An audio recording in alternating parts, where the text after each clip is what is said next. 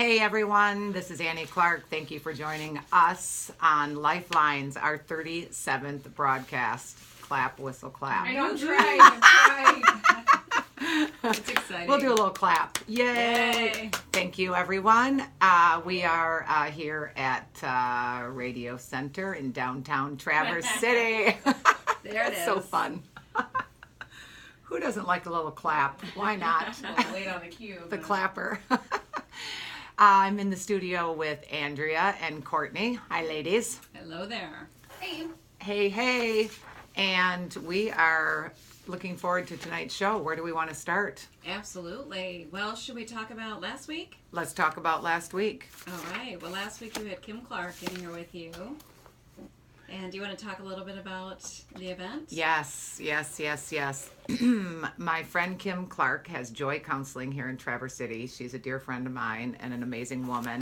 And she collaborated with, I'm going blank right now, Lisa Thompson, I'm not sure. At any rate, it's called Self-Love Beauty.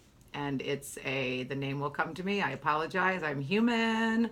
And she has a program in Midland area, and their mission is to educate, and they invest in young teenage girls to help them with self-confidence and self-love, and it's called Self-Love Beauty. So they had a conference here in Traverse City at Grand Traverse Academy, and it was last Saturday, and there were 5 keynote speakers, and it was for teenage girls, and I was one of the speakers. I ran the fashion show, and it was amazing. We probably had, I'm not sure what the last count was, but there were probably 50 girls there. Wow. And I was fortunate enough to see the fashion show, and it was amazing. It was amazing to see their courage. And they just went out there and got the courage after they took a step on the stage. It was really beautiful to see.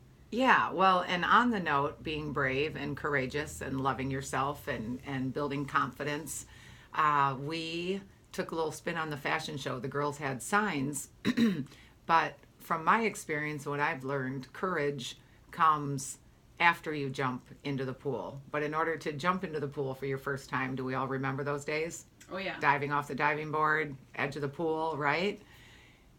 The courage comes after you go through the shakes and you're anxious, and you've heard the quote, feel the fear and do it anyway. Yes. So once you've felt the fear and you do it anyway, despite the emotions and being scared, then the second time is when you get the courage. The courage comes after. And so what the girls did was they had signs before they walked down the catwalk in front of all the parents and other girls who were at the event.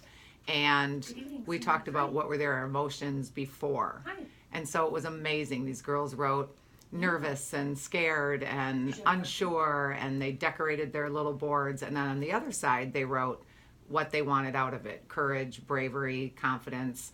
And they walked that catwalk, and it was awesome.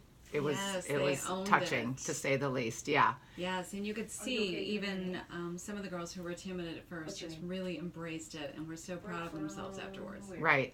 So it was really cool to watch. And my niece, Ray Correa, she was my assistant, and she put the playlist together, and she worked till midnight the night before, and she also chose to, despite her emotions, be the first one to walk down the catwalk, which That's was incredible. really cool. Really cool.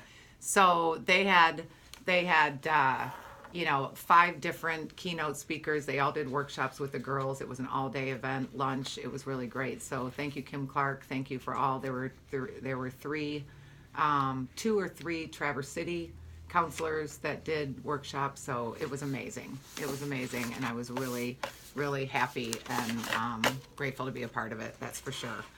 It was a good day, building the young teens, letting them build their courage. Yes.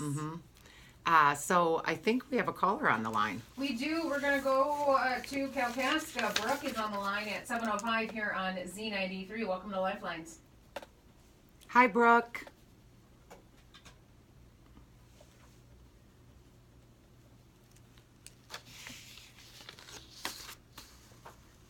Okay, tell me a little bit more. Okay.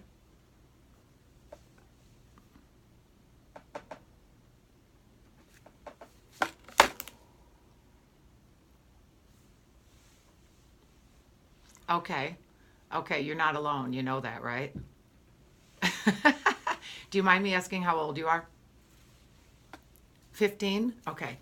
Uh, well, I'm impressed that you want to work on procrastination. How does it make you feel when you procrastinate? Mm-hmm. And is it stressful at all? Because you're late and you're, yeah, yeah. Well, I'm assuming that you've been doing it for a little while, which is why you're getting to the point where you don't want to be doing it anymore, right? Okay. So, here's my thoughts for you to consider. One is the way it's neuroscience, the way the brain works. Once you've repeated something a bunch of times, it becomes like a habit. And so it's not as much about willpower or desire as it is about a habit that's been created. And a lot of times we take ourselves personal because we've created this habit and we just think by great intentions and desire or just telling ourselves we're not going to do it anymore that it'll change. And I'm here to tell you it's not about just willpower and desire to change something. So that's first. All right. Number two is you have to create a new habit to replace it, and that takes like a little action plan. And most importantly, it requires being gentle on yourself. It's like stepping up to, hit the swing at the baseball or try something new, and you know how it takes time to get good at it. It's the same approach. So it's not like starting tomorrow, I'm not going to do this anymore. The brain doesn't operate that way. Okay. What's that? I know, right? So here's my thought for you to consider is I want to say starting tomorrow, but that's a setup. So if you back up your steps, like I used to be a late person, and I finally was getting on time, but then all of a sudden my husband would be waiting for me. But what I didn't realize is when I actually am ready to go, it still takes me about 10 minutes to get out the door because it's like, oh, where'd my lipstick go? And I grab my coffee. And so there's more. Yes, there's always one more thing. And so your brain is I'm just going to use the word, it's going to fight you because it's like a computer program. It wants to keep doing what you were doing. So this self-talk will come in and say, oh, I'll just do it tomorrow, or oh, just forget it, or I just am a late person. I can't do anything about it. So that's the tricky part of the brain. It's trying to keep you in your habit that you've already created. And so you want to set yourself up for success and give yourself a good month to slowly create a new habit. So writing out, maybe tonight you can start by, your brain will always let you do something once. So if you say starting tomorrow I'm never going to eat sugar again, it'll go So if you say I'm just going to sit down and write out a plan, and then I'm just going to put the plan on the side of my bed, right? And then tomorrow you'll probably get up and say, oh, I'll start that tomorrow.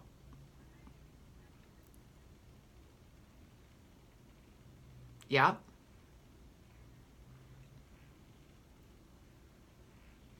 Yep. Yep.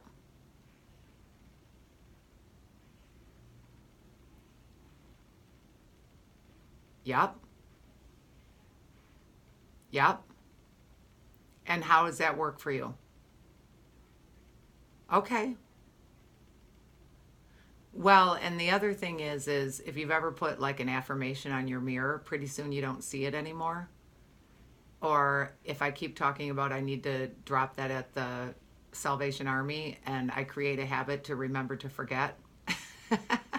So maybe put the sticky note somewhere else, and remember, honestly, I am a neuroscience specialist and how it works. And it's not an overnight process. You have to keep building it. It's like it's become part of your habit or part of your identity to be a procrastinator.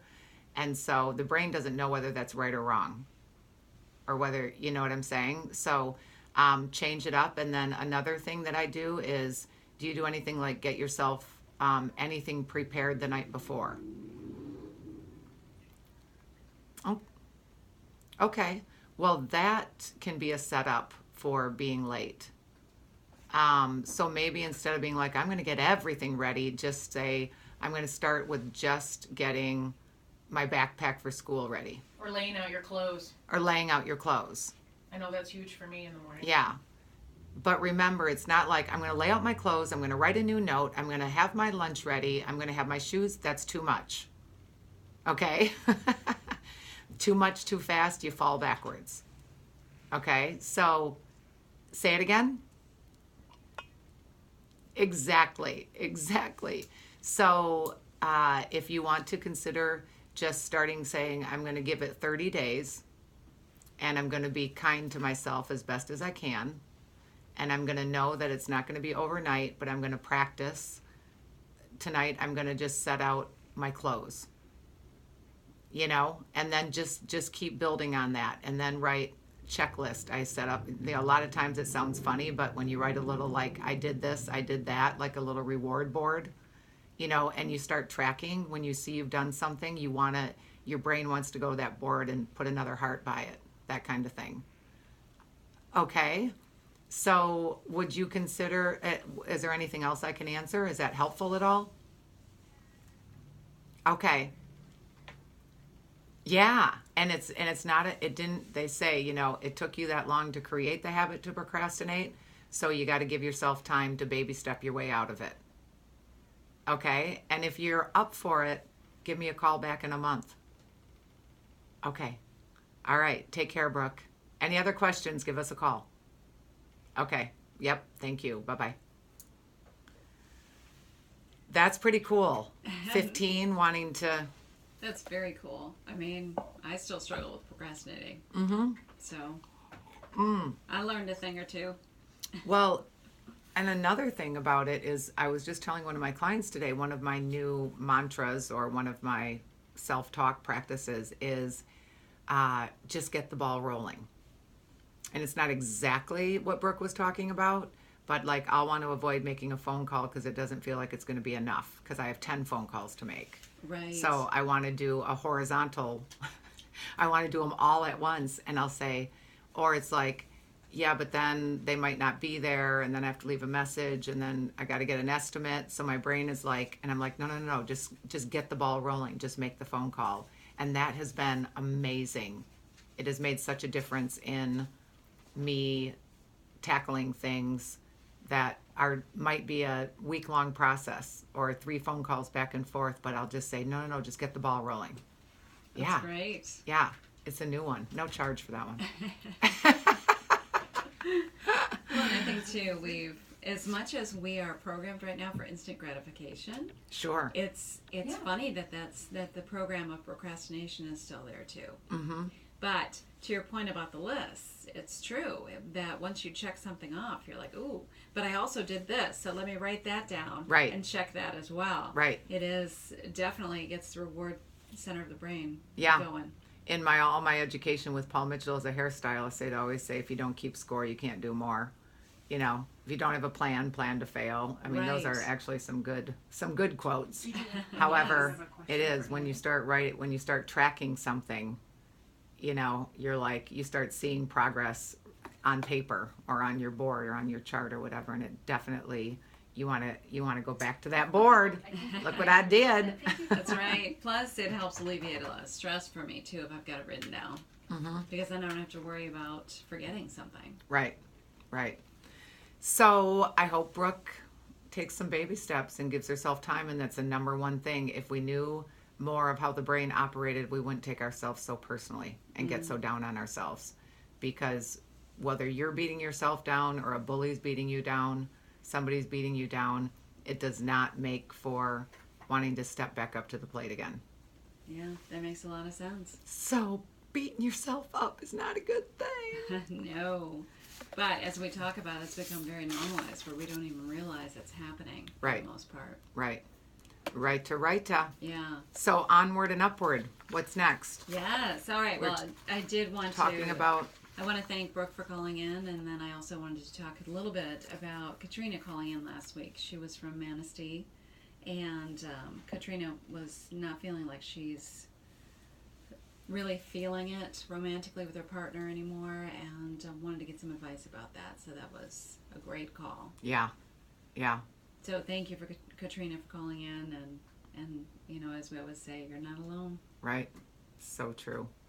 If callers knew, somebody will call in and we'll get a text here on the text line that'll say, I feel the same way, or that call helped me so much. So, when you're doing it for yourself, and if nothing more, calling and just letting it out Yes. is half of the game. I mean, it's the relief that you get just from that. It's like, oh, I've just been holding it in, and then of course, hopefully with some relief and maybe a few tips and pointers on action steps or perspective. That's the lifeline is the addition. However, just calling and expressing and getting it out of your heart and your stomach and your head and your nerves. And so, but yes, there's always somebody who says, thank you. That happens to me, or I feel the same way. So good stuff, people. It's very good. It's very good.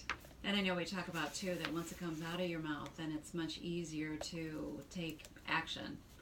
Right. That you can, when you actually hear it, you kind of...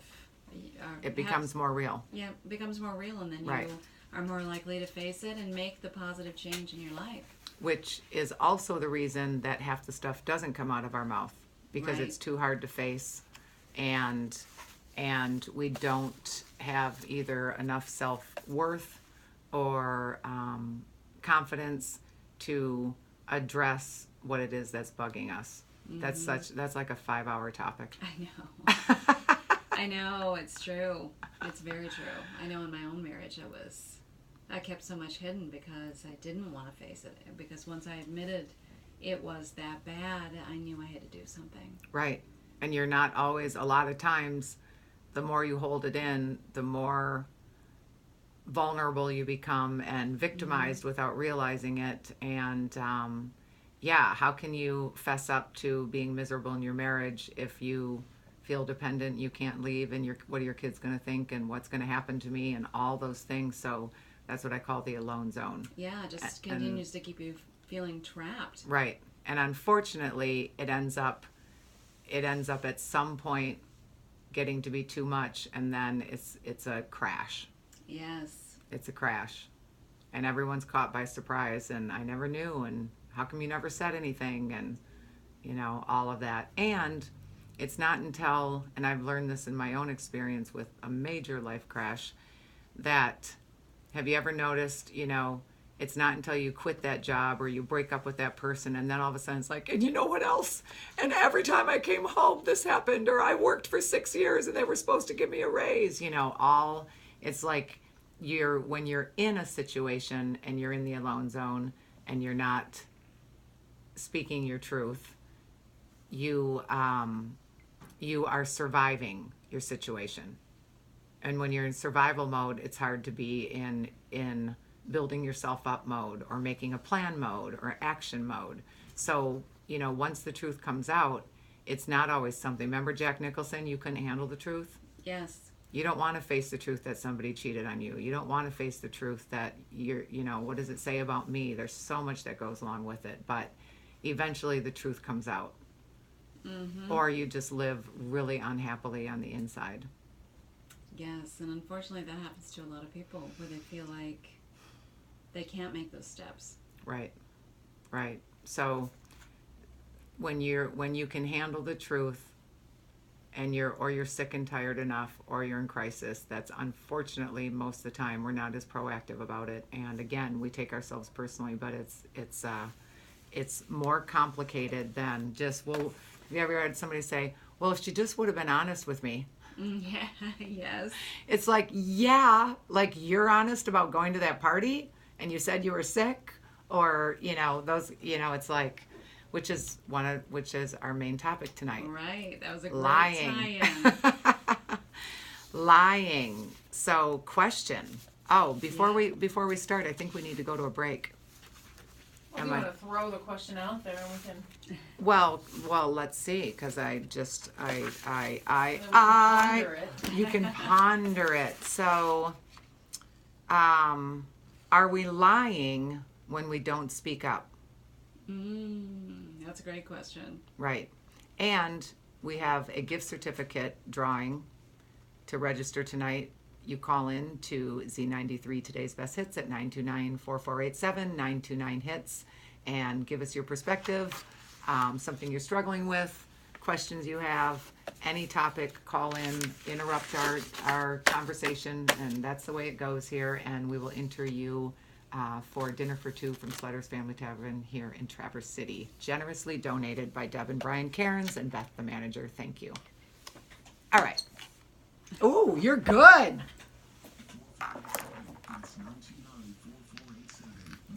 Did you expect that one? What? Are you still going to record? Yeah, but I can edit that. Did I expect what? Are we lying when we don't speak up? No, it was good. That was good. I didn't want to, head into our topic. Are we lying when we're not honest? I didn't want to head in, start talking about our topic because I knew the break was coming up, and it was the perfect segue. Yeah, because that's exactly what we were just talking about, not being able to speak up. Yeah.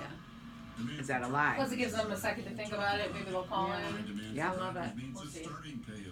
Well, when we start talking about Cohen, I know. Does that make you nervous? no. Does it make you nervous? No, you've just mentioned it a couple times, so I wanted to see. No, because I'm not educated in politics, but I don't have to be educated in politics to know psychology. So if somebody said, "Can you believe that?" when he said this, I'll be like, I don't know. All I know is I know what a lie is. Right. Well, and that's just it. So it's interesting. It's interesting. So you agree that bringing up what it made you ponder about lying, watching the news? Yeah. Well, yeah, I think that's fine. I think my political leanings are, I believe that Trump's lying to us all the time. I believe Cohen lied, but now I feel like he's coming clean. That's one of those things where. Why did he lie in the first place? Blind loyalty. He was on the bandwagon. He was getting his needs met in whatever way. I don't think it was certainly not Trump's fault that he lied. He's a party in that. And now he's taking personal responsibility, or trying to, or is he just trying to get out of something because he's going to get caught? No, he's already caught, but he's just trying to take personal responsibility. Right. So, but yeah, that's a great question you posed, Danny. That's kind of lying by omission. What does that mean? Like by not saying your truth. Oh. Lie. Oh. That's what that means? Yeah. It means that. Where's my page? There it is. Guys got 1 minute. Thank you. Mm-hmm. Wait, is this an old one? That's an old bad boy.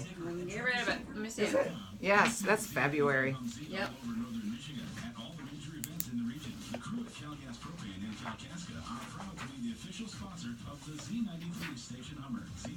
Are we lying when we tell someone they look good? Or you think they're awesome? Crap. We got a lot going on here. What? A call? Not no more?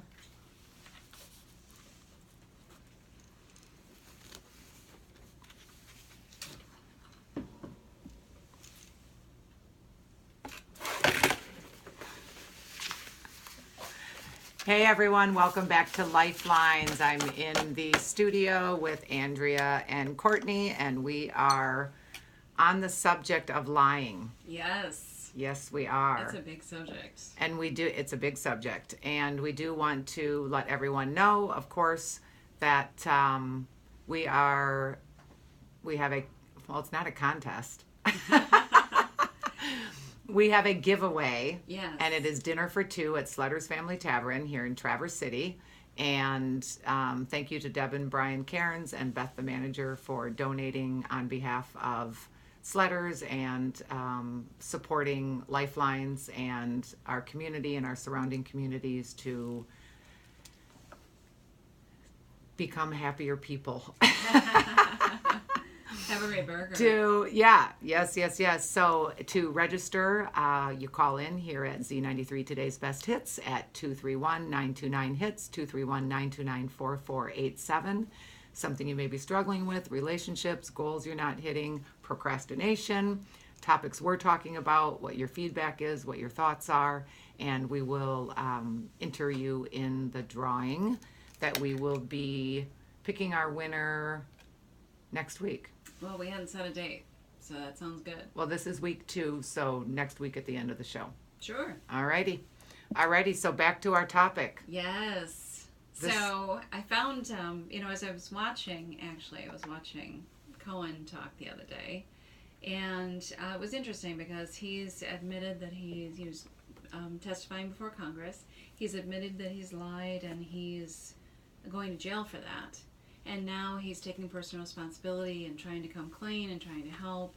And it's just really interesting. It got me talking about how, both sides are accusing each other of lying and that type of thing. And it really made me think about how, as a society, we all, at some point in our lives, don't share our truth, or we lie about our height or our age or our weight. I mean, I can tell you that I personally lied at the Secretary of State with my weight.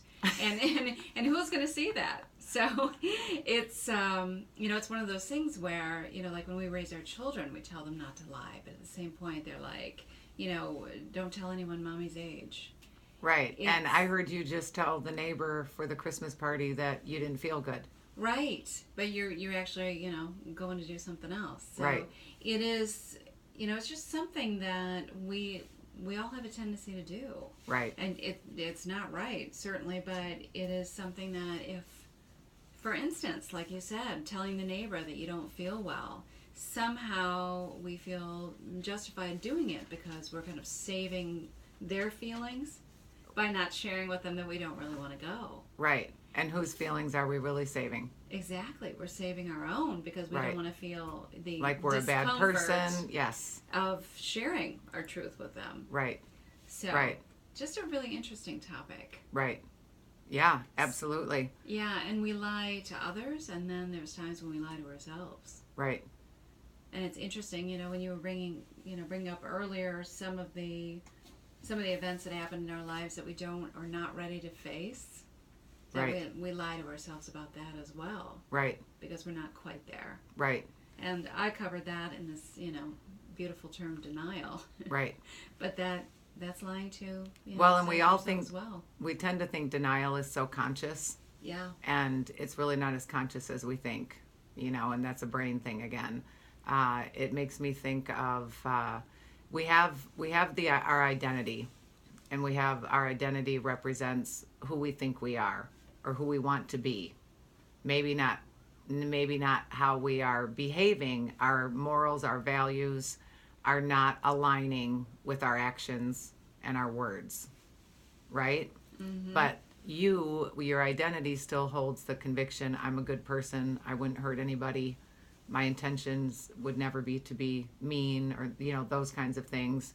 And so what happens is when there's many levels of this conversation, right? Right. So one of the reasons why we defend ourselves is because we don't believe that it's like facing that instead of saying I'm human, like what are all the quotes about being human, and to be human is to err, and self-forgiveness and all that stuff, right? Mm-hmm. However, when you can't forgive yourself for being human and say, Andrea, I did lie to you. I got to take personal responsibility for that. I don't believe that I could do something like that, but I actually did. And I need to forgive myself and make it right. And I hope that you can forgive me too. That's when you reestablish trust. Yes. But taking personal, the first thing we want to do is defend ourselves. Right. Because our brain says, that's not who I am. Instead of saying, it's not who I am, it's what I did. And I shouldn't have done it. And I was being greedy, or I was being whatever it was. All the things we're supposed to forgive ourselves for. I mean, I'm not saying, committing murder. Right. That's a whole nother topic, but I'm saying the things that we do in life, and it makes me think of, and he's not the only one, and there's males, females, but when President Clinton, with Monica Lewinsky, Right. he doesn't believe he's that person. He made a mistake. He did something wrong. He did, especially as a leader of our country. My feeling is, had he said, I did it, it was wrong, I'm probably going to lose my presidency, I'm going to make things right, I'm human, and I'm going to forgive myself, and I hope the American public can forgive me as well. I'm going to make it right. And I never thought I was capable of doing something like that, but I did. That's when you start to reestablish trust with people. But we're very unforgiving. And we're very, it's like the minute somebody does something wrong, we forget what we've done and the situations we've been in. And again, when someone says, oh my gosh, if she just would have been honest with me, I always laugh. And I'm like, okay, because you're always honest.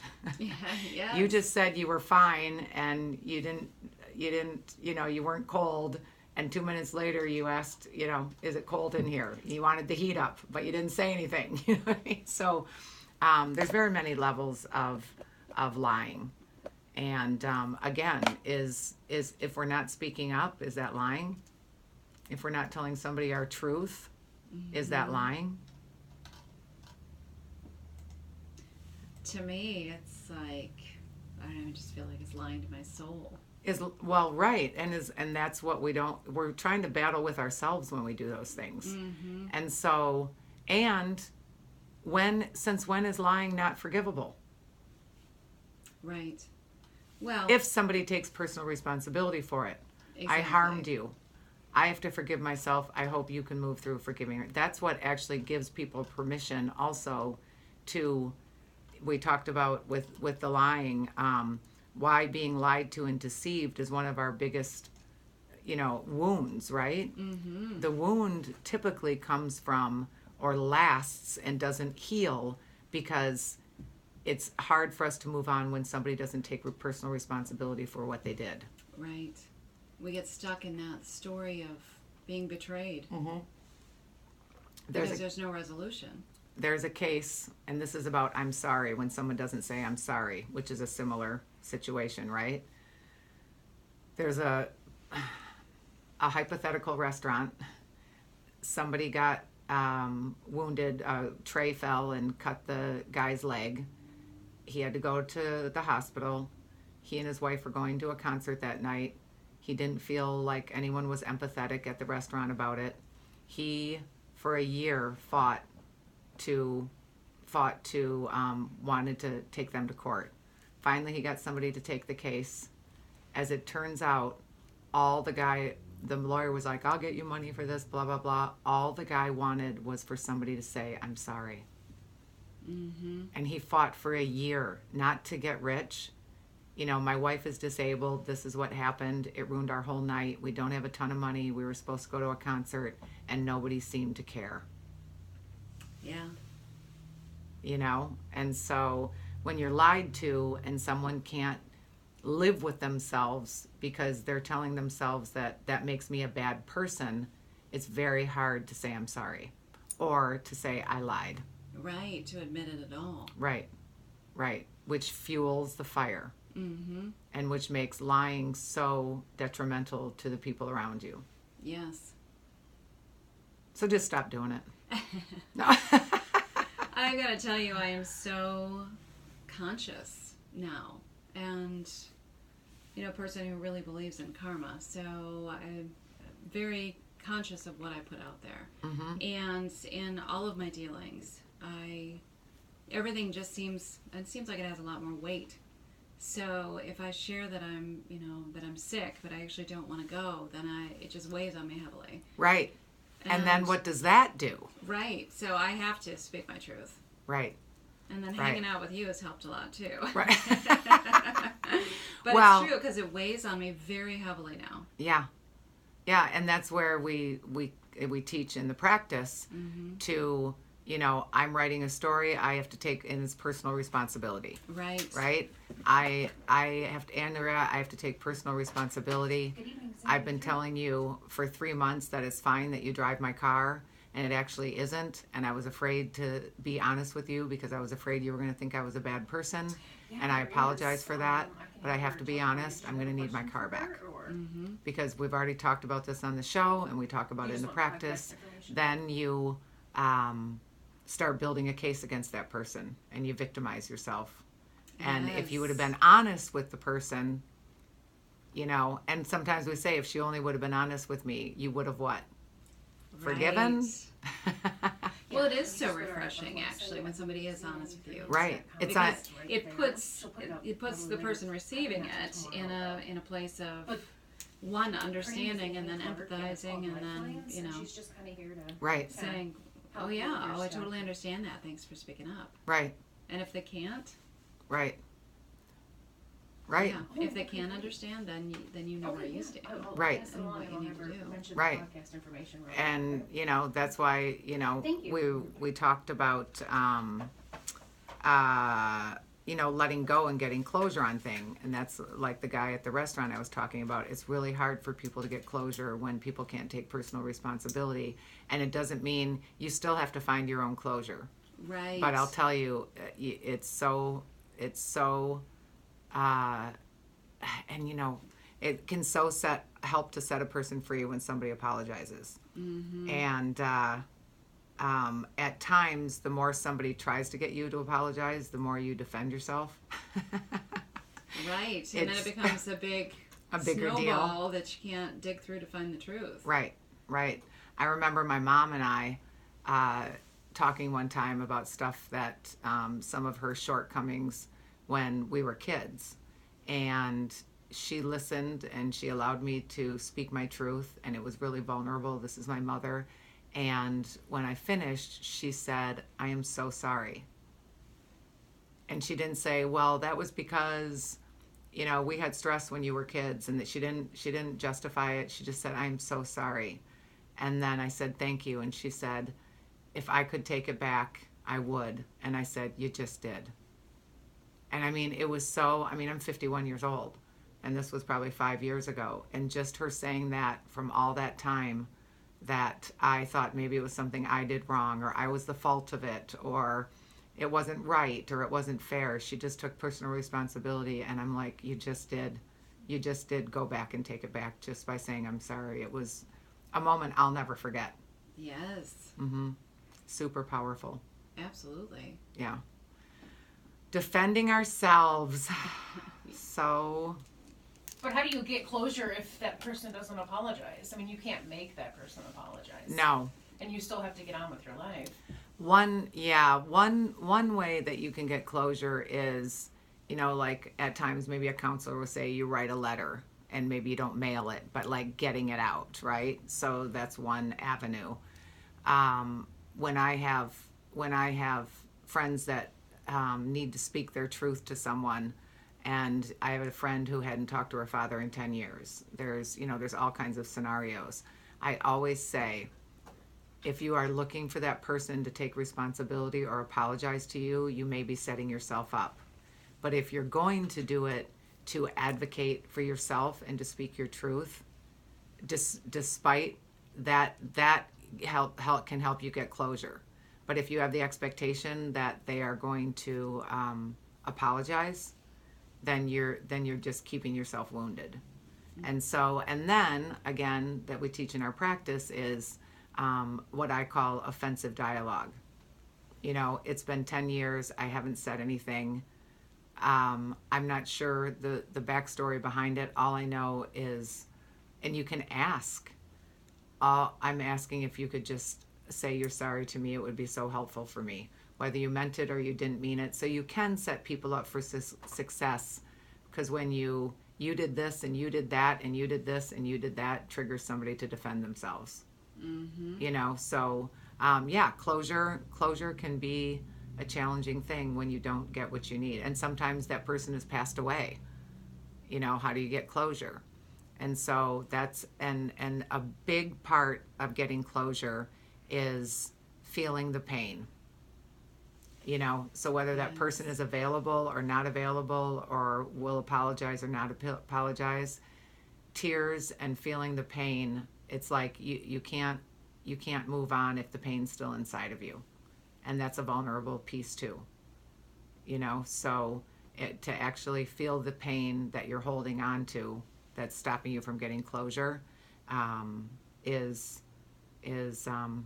when your heart breaks, it needs to heal, and part of it is to actually feel the emotion of it, which is what we fight so hard to not feel. And the other thing is we've talked about this too. Somebody can say they forgive you all day long, or they're I'm sorry all day long, but at the end of the day, you have to be able to receive it too. Right. You know, and that's a whole nother topic. Yes, and when you are so dependent on someone else saying that they're sorry, or someone else giving you closure, it makes you feel, again, completely powerless. Right. And a victim of the circumstance. Well, and that's why we play the emotion game. When you just say, when you just said to me, when somebody does that, it makes me feel. So some of the work I do with certain people is, so your spouse did this, or your boss did this, or somebody wounded you, right? And a lot of times, because our brain wants to protect the pain, because I didn't want to cry, or I don't want to get upset. I mean, think about men too. Your brain wants to protect it. You want to just say, it's not a big deal. And it's like, I'm not sure that that's true. You know, so how did that make you feel? I don't know, if you had to guess. And so what we do is we dig a little bit deeper. If you can put an emotion to it, if you had to guess what it made you feel, well, it upset me. What does upset feel like? Upset feels icky. What does icky feel like? You know, and you can, and then usually, you know, tears wash away stuff. You let stuff out, and then you can breathe again. You know, so you really ultimately have to heal yourself. In a perfect world, people would apologize, which can help a lot the process along. But and part of our dependency for somebody to apologize too is we're measuring our worth based on what they did to us. Wow. That's so true.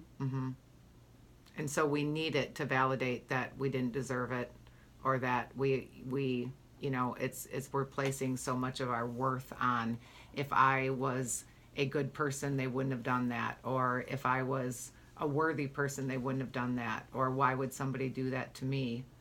If you know you're a good person, you know it wasn't about you. And if you have that self-worth, it's a much healthier place and self-loving place to live from, because everything, you realize it really isn't about you. It's not something you did. It wasn't about your worthiness. It was about them. So that's huge. And again, the lying thing, we can lead people to believe we're fine all, you know, and then all of a sudden, and that's not really lying, that's the reverse lying. Right. And then we're upset that somebody treats us poorly and we never spoke up. So that's a form of lying too. Yeah. I mean, I did it countless times in my marriage. Right? There's no question about it. And if everything's fine. Right. I just read an article actually, and it was talking about how men often in marriages that are dissolving are completely taken aback by it. Right. Because their wives, if they have been complaining and then stop because nothing has happened, you know, there's been no progress made, that the male spouse thinks, oh, okay, well then a movie must be good. But that's absolutely not the case. Right. And so it was very interesting that, kind of a no news is good news approach in marriage from the male perspective is not the way to go. Right. It's, it's digging in and obviously communicating and pushing past the fine. Well, to see what you get. And whose responsibility is that? Right. Well, certainly it's the wife's responsibility to share her truth. Right. Absolutely. And with all the years that I did my workshops and studies with my friend Karen, who coaches on men and women and the differences between men and women, part of our DNA is to please, to adapt, and we're like the Velcro of the universe. We just want to connect. And so we, like, have you ever said, gosh, do you mind if I grab a cup of coffee, blah, blah, blah. Or do you mind if picking up my daughter after track today? And then I'm like, sure. Okay, but I don't want to put you out. Like, you take it back, take it back. And so there are differences between definitely male and females. They take things literally. And one of the males take things more literally. They're more direct. The hunter. Mm-hmm. And so one of the kind of the funny things after you take these courses is all of a sudden a woman's like, and I'm not dissing woman, I'm a woman, it's just psychology and DNA, but I've had it up to here with this and blah blah blah blah blah, and the husband says, you said everything was fine. Yeah. Any woman would know when a woman says she's fine, she's not. And they're like, I don't, I'm a man. Which is a whole nother topic, but these courses were amazing because by the time you're done and you know how the hunter and the gatherer and our DNA and how we operate, we really can be in sync with each other. But knowing more about how you operate and they operate can definitely make relationships between men and women better. Yeah, for sure, I can see that. So lying. We are in the studio tonight at, what time is it? Oops. What time is it? 7:48. 7:48. We have 12 minutes here on Lifelines, and we have a giveaway that we're going to do the drawing next week. If you call in tonight at Z93 Today's Best Hits at 231-929-4487, 231-929-HITS with a struggle, comments, or on perspective on what our topic tonight, goals you're trying to hit, relationship problems, whatever it is, call in. I'll throw you a lifeline, and you will be entered in the drawing for dinner for two at Sletter's Family Tavern here in Traverse City. They got some good food there. Yeah, they do. Annie, we do have a request for your podcast information. Oh, all right. Would you like to give it to him, Andrew? Sure. So if you go to z93hits.com and click on the On Air tab, and then you'll see Lifelines with Annie Clark. Click on that, and that'll take you to all the podcasts. There's several listed there, and then all of the archived shows are on SoundCloud, and you'll have a link to that as well. So again, z93hits.com, On Air tab, and Lifelines with Annie Clark. It'll take you there. Thank you for that. That was very clear. Oh, good. Good. I'm practicing my voice too, Oh, you've got a good one. That's the word on the street, sister. Thanks. Everybody loves your voice, Who knew? Including me. Who knew?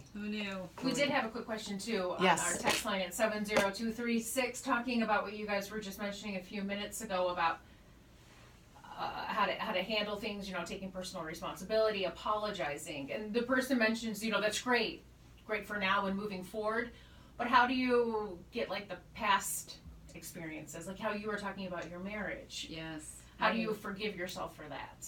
How do you forgive yourself for that? Because you can't go back and redo it. Right. And everybody's learning. So thank you for texting in, by the way. So they're saying that, so you apologized for something. Hypothetically, and this is on the text line, so right.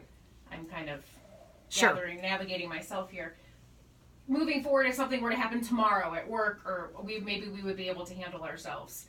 But then you start thinking about, wow, gosh, if I would have done that 10 years ago when such and such came up with this person or that person. Right. How do you, I don't know, forgive yourself? Or how do you move forward? Or how do you find closure in that?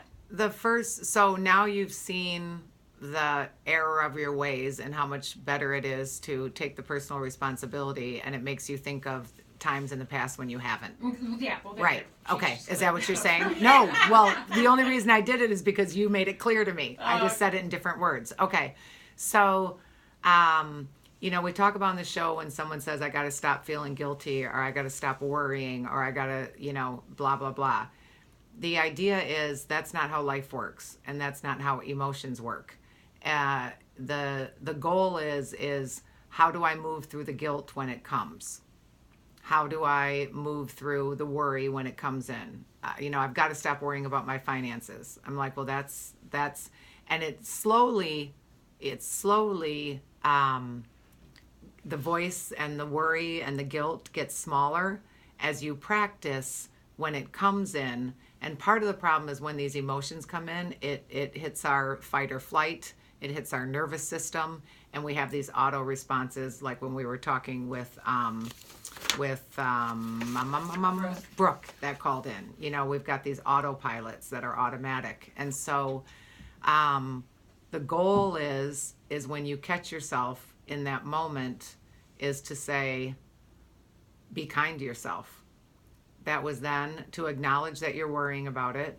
And it's really a form of being there for yourself and being as gentle as you can on yourself and saying, what do I need right now? What do you, can I forgive myself in this moment? And doing your best to get back in the moment and move through it. But to try to just overcome something all at once, it's not the way the human brain operates. And so the idea is, oh my gosh, how many times have I done that?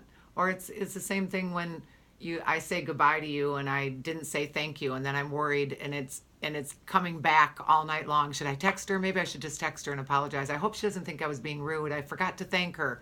The idea is not to make it go away. It's to, when it comes in, to hopefully be able to recognize it, like the Buddhists call it, being able to observe yourself. It's consciousness, it's self-awareness, and know that in that moment it's like, oh my gosh, look at what I'm doing to myself right now. I'm a good person, and you can use my mantra. I'm not in trouble, I'm not in a hurry, I didn't do anything wrong, and I'm a good person, and I'm human. So it's really about when it comes in, trying to move through that moment and not push. Anytime you try to push something away, if you put your hand next to mine and our hands are pressed and I push towards you, you're going to push back. So to try to push away guilt or push away whatever, it doesn't work that way. And so that's all we can do is manage it. And then in those same scenarios or in that same situation, the next time you forget to say thank you, you're like, oh gosh, here we go again. Oh, can I just be nice to myself right now? So it gets easier and easier. It gets easier. Yeah. So I still, as far as I've come, I worry what somebody's thinking. The idea isn't you just got to stop worrying about what people are thinking, like all the quotes tell us, right? Mm-hmm. It's about recognizing when you're doing it, and it sounds so weird to me, and be there for yourself. But it's being gentle, which is one of our rules in the practice, and practicing being like, look at me, I'm a good person, I didn't do anything wrong. If I need to apologize, I'll do it. And that's the other thing, sometimes to alleviate myself still, if it's eating at me, I'll text you, Andrea, I'm writing a story that you're thinking I'm a horrible person. And I know even if you tell me you don't feel that way, I still have to manage my own emotion, because it doesn't matter if somebody tells you it's fine. You still have to manage that emotion. But I'll even do that sometimes if it's really bothering me. And then I'll say, thank you. I still have to move through it. I thought that would be helpful. And so when would you go back to a past relationship, let's say, and take personal responsibility? That's another thing that we teach is, what is my intention? What is my intention for doing it? Am I needing somebody? Am I actually knowing that that person may it may be beneficial for that person to get a apology. I always, when you develop more emotional intelligence, which is a better relationship with yourself, you can have that pause and say, what would be my intention? Mm-hmm. Why am I doing what I'm doing? Why do I want to apologize to this person? It was past. I've moved forward. I'm making changes in things that I've done. But like in AA, you go back and you make amends, mm-hmm. right? Mm-hmm. So, but first you always want to question why you're doing something, because sometimes you're doing it for approval or validation, and you're trying to get it from somebody else. And so it really isn't, not purposefully, but it's really not coming from as genuine of a spot. You're really doing it so that and in that case, you can say, I'm being self-serving right now, and I need forgiveness. So that's my motivation for apologizing to you. And we've had that topic before. Somebody can forgive you all day long, but you ultimately have to forgive yourself. Mm-hmm. So you think if somebody forgives you or tells you you're a good person or that you look pretty, that you're going to feel pretty. It's not the way it works. Mm-hmm. So going back, you just really want to ask yourself, what's my intention for doing it? And if it is to strengthen your moving forward and to whether or not this is helpful for you or not, I'm moving forward and I want to make some amends on things. I'm not looking for you to see me differently or having an expectation of your forgiveness, but I want to apologize and take responsibility for the way I treated you and for sneaking the other box of cookies when I told you I didn't know what happened to them. Even if 10 years has passed? It's up to you. It's really, why would you just want to question yourself, why am I doing it? And if you feel like it might be, you just have to question whether it's helpful for someone or it's helpful for you. Or if you're doing it to be like, look how awesome I am. Mm-hmm. You just want to always question your intention, because we're still good people, but the brain is tricky. And sometimes it wants to, it's like lying again. When I tell you, I remember one of my hairstylists in my old salon. I was oh my gosh, you're so awesome. Everything's awesome. You're awesome. That was my old days, right? And because I was trying to give people what I couldn't give myself. And so I really just needed a mirror. You're awesome. You're awesome. I know you don't believe it, And so we had a girl who was very direct. She was a little bit older in my salon. And I owned the salon. I had 12 chairs. I had, females everywhere. And I was just hustling by one of the stylists who was a new stylist who I knew didn't have a lot of confidence. And I'm like, awesome haircut. Looks great. And literally the other hairstylist was like planted, like I almost ran into her, bumped right into her, and it was like a little wake up call. And she looks at me, she goes, seriously? That haircut was awesome? I wasn't feeding her, I was feeding me. And I was trying to feed her. But what would have really been appropriate is to talk to her later and say, I want to help you with a couple tips I noticed on that haircut. Mm-hmm. And so it was like, is that a lie? Was I lying? Interesting. My intentions were good, but I was lying. Yes. Right? Because it wasn't a good haircut. Tricky. It's tricky. It's tricky. So self-forgiveness and being kind on ourselves and all that, to error is human, and self-forgiveness, and we make mistakes, but living with ourselves and forgiving ourselves is part of why we can't say I'm sorry and own up and take personal responsibility, because we're already tough on ourselves enough, and now I hurt someone. It pains me to think I disappointed my husband. But I have to remind myself that that's going to happen. And it doesn't make me anything. It makes me human. Mm-hmm. Amen. It's true. Oh. So we're ending this with truth, right? So truth. Yes. So if you're actually full circle. Full circle. If you're actually sharing your truth, or the truth of the situation, or the truth of your intention, that things come out a lot differently. Right. And you're able to feel a lot better. I excuse my interruption. Yes. I have a client who's a friend of mine, mm-hmm. and her mother was the cheerleader which was some of my old codependent personality, right? And she is a beautiful woman. Her physical features are not top model, right? Right. Whose is, right? There's some that are physically just, that's why they're models, right? One of the reasons. And her mom used to always say, "You are so beautiful. You are so beautiful." And she shared with me, and it just dropped my jaw. She's like, I hated it. I hated her for that because I wasn't beautiful, and I was okay with that. I was average. Isn't that crazy? Yes. And her mom would just, she's like, "You're so beautiful. You're such a beautiful." And she's like, it was like, "No, I'm not. And you're making it not okay," And her mother wasn't trying to hurt her.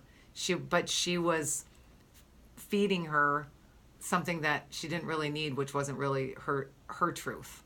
Instead of saying you're a beautiful person. And she was like, I was so okay with how I was. I was average and I was okay with that. That was beautiful to me. Yes. Isn't that interesting? Or is that interesting to you? That was interesting to me. Fascinating. Yeah. So, over-complimenting, overcompensating, is that truth? Mm-hmm. We have to pause there for a second. Do I look good tonight, Andrea? You look awesome.